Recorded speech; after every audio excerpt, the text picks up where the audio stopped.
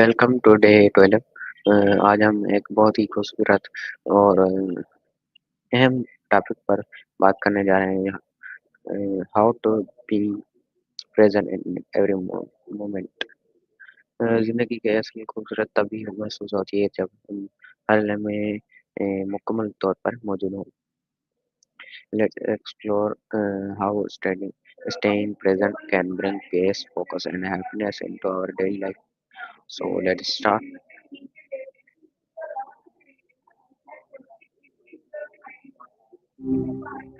What up? Hello, so my first questions about basic understanding. What does being present Ah, mean in simple words? okay. So being present, um, it's kind of like really just noticing what's happening right now without getting totally lost in thinking about the past or future. It's not always easy, right? I mean, our brains love to wonder, but it's basically just paying attention to what is your senses, your thoughts, your feelings without judging it all. Um, I actually stumbled across something kind of interesting recently. Did you know mindful stretch be just as good as breath work for lowering stress? A recent study showed it even lowered cortisol levels.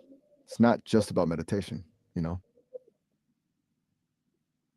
So why is it important to live in the present moment? Uh, that's a good question. Um, it's kind of well, most of our suffering comes from dwelling on things that already happened or stressing about things that might happen, right? Like if you're stuck in the past, you're reliving stuff, and if you're in the future, you're just anxious. Being present is where you actually experience life, you know, and where you have any real control. Where does it feel most important to be present? How does being present affect our daily routine? Daily routine. It's kind of sneaky, actually. When you're present, even boring stuff feels um, less boring, I guess. You notice the little things, the taste of your coffee, the way the sunlight hits your desk. You know, it makes those routines feel less like chores and more like just life happening. Plus, you're less likely to be on autopilot, making mistakes or missing out on things. And honestly, it can make you more efficient too, because you're actually focused on what you're doing instead of thinking about a million other things.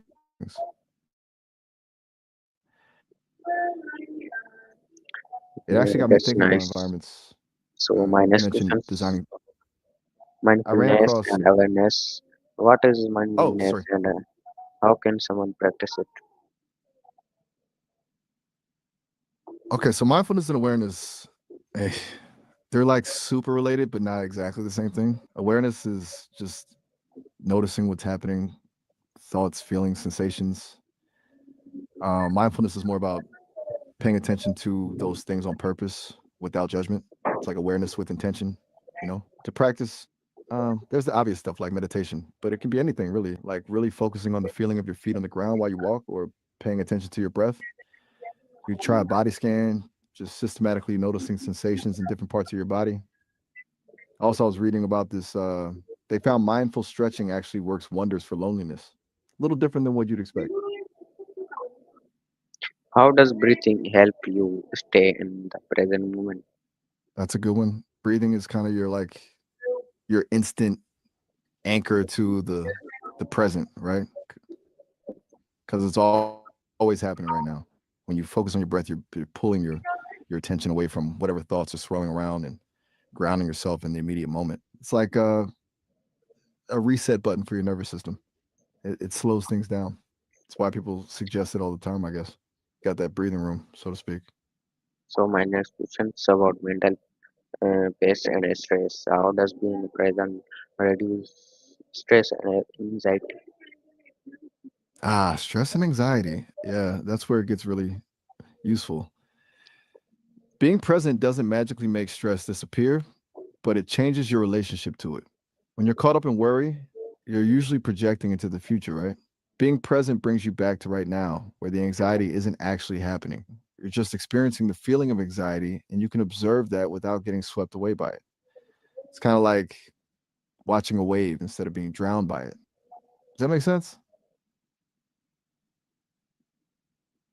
What happens when you overthinking the past or the future?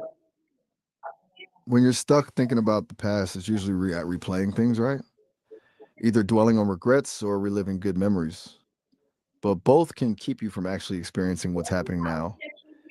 It's like watching a movie instead of living your life and worrying about the future. That's just creating problems that don't even exist yet. Honestly, it's exhausting. Your brain's working overtime on things it can't control. It's where the mental pain comes in, I guess. I've heard massage helps with that, but anyway, it's better to just focus on what you can do right now.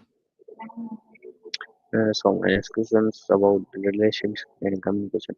How can be being present improve relationship with family and friends? Good question.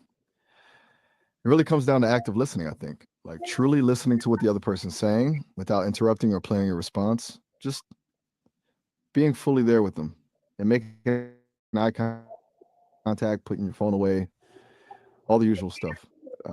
Honestly, that's harder than it sounds, and it helps to really try and understand their perspective, even if you don't agree with it. Slowing down helps a lot too. Really taking the time to connect instead of rushing through conversations. It makes a huge difference, I think. How can someone become a better listener? Becoming a better listener, hmm, it's a skill, you know? First, just make a conscious effort to actually hear what the other person is saying instead of just waiting for your turn to talk. Summarizing what they've said can help, not to interrupt, but to show you're engaged and to make sure you understand. Asking clarifying questions is good too. Honestly, just shutting up and being quiet sometimes is really powerful. Resist the urge to jump in with advice or your own stories. It's about making the other person feel heard and understood, not about you. It can feel awkward at first, but it gets easier with practice. Yeah. It's something I'm still working on, to be honest. Why is active listening an important part of presence? Oh, absolutely. Active listening is almost the definition of being present with another person. If you're really listening, you can't be caught up in your own thoughts or worrying about what you're going to say next. It forces you to be fully focused on the other person, on their words, their emotions, their body language. It's a feedback loop, right? You listen, you understand, and that deepens your connection, which pulls you even further into the present moment. I mean, think about it. When you really feel heard, aren't you more present yourself? So my next question is about work and productivity. How does staying present improve productivity at work or studies? So, okay, productivity. It's a classic. So, when you're present at work or studying, you're less distracted, right? No more multitasking, which, let's be real, is a myth anyway. You can actually focus on one task at a time and do it more efficiently. It also helps with creativity, I think. When you're not bogged down by worries or distractions, your mind is free to make new connections. A friend told me that environment is a huge thing. Like having a well organized space can actually boost focus. Huh. I remember reading about some researchers who were experimenting with smart lighting and robotic partitions to nudge coworkers into more focused spaces. Anyway, it's a whole thing. But yeah, being present definitely helps you get more done. So why does focus increase when we slow down? Yeah, exactly. Slowing down actually speeds things up in the long run, which is kind of counterintuitive, you know? Like when you're rushing around trying to do everything at once, you make more mistakes and then you have to spend even more time fixing them. But when you slow down and focus on one thing, you do it right the first time and you end up saving time and energy. It's a weird paradox. And it can really cut down on that feeling of being overwhelmed too. Less stress, more focus, more done. That's the formula, I guess. What advice would you give to someone who wants to live a more mindful life? Hmm. Good question. I'd say start small. Um, you don't have to become a Zen master overnight. Just pick one little thing to focus on, maybe your breath for a few minutes each day, or really paying attention to your senses during a meal. Be kind to yourself.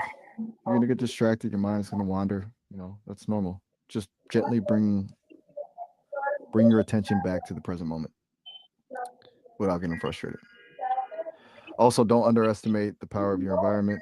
As we talked about, a calming space can really help. And honestly, that book I mentioned earlier, The Wandering Mind, it's a really good place to start.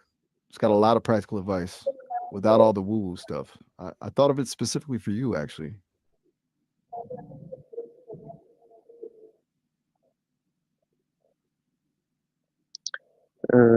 Thank you for joining everyone in today's session. अगर हम सीख जाएं कि लम्हा मौजूद में हर लम्हे मौजूद मौजूद में कैसे रहना है, तो ज़िंदगी कहीं ज़्यादा आसान, पुरसुकून और खुशगवार हो जाती है। रिमेंबर, हर लम्हा एक नात है। इस इससे पूरी तवज्जो के साथ जिएँ। See you in the next session. अल्लाह हाफ़िज़।